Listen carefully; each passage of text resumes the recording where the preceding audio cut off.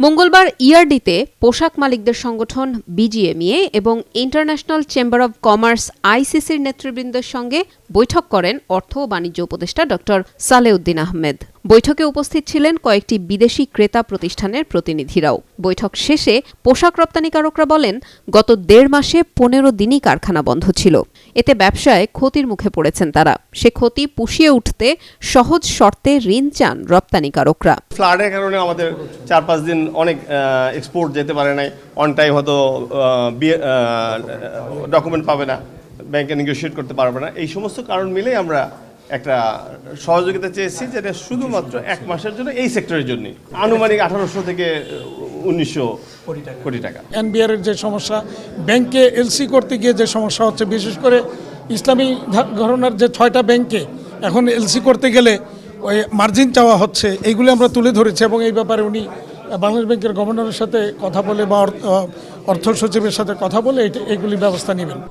এফবিসিসিআইয়ের সাবেক সভাপতি একে আজাদ বলেন, বিগত সময়ে ব্যবসায়ী সংগঠনগুলো রাজনৈতিক সংগঠন হয়ে উঠেছিল।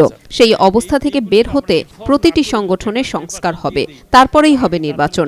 বিভিন্ন অ্যাসোসিয়েশনগুলোতে দেখেন যা চলছে, আগে তো পলিটিক্যালি অ্যাপয়েন্ট হয়েছে, এখন সবাই চাচ্ছে নির্বাচন।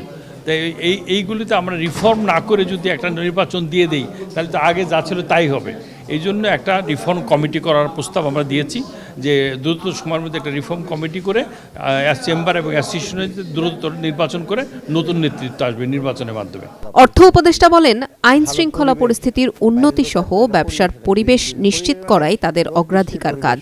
বাইরে আমরা এশিওর করেছি তোমাদের নিরাপত্তা, তাহলে তোমাদের ইনভেস্টমেন্টের অপরচুনিটি, ভালো পরিবেশ, বাইরের লোক আসলে একটা পরিবেশ লাগে, ডুইং বিজনেস পরিবেশ, মানে রোদ বৃষ্টির পরিবেশ না, পরিবেশ হলো ল অ্যান্ড অর্ডার, তারপরে ব্যাংকিং ফ্যাসিলিটিস ভোগান্তি যেন না হয়।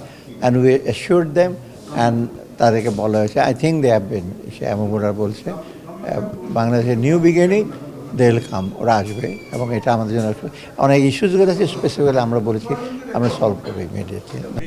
ব্যবসায়ী সংগঠনগুলোকে সংস্কারের পথে হাঁটার পরামর্শ দিয়ে তিনি বলেন, আর্থিক খাতে আর কোনো অবৈধ লেনদেন চলবে না। ওদেরকে আমরা বলেছি যে সংগঠনগুলো যদি এরকম আপনাদের মধ্যে দ্বন্দ্ব থাকে, এটা ইমপ্রেশন দেবে না বাইরেও। আর সরকারে যারা আমরা আছি তাদের মধ্যে আর ডিসিশন নিতে আমরা এটা দ্বিধা করবো, যে নিজে ওদের দায়িত্ব আপনারা ঠিক করেন। আমি বলেছি ওদেরকে, প্লিজ আপনারা ব্যবসা করবেন ট্রান্সপারেন্ট, সৎ হিসেবে, আন্ডার দ্য টেবল, কোনো ট্রানজ্যাকশন যেন না।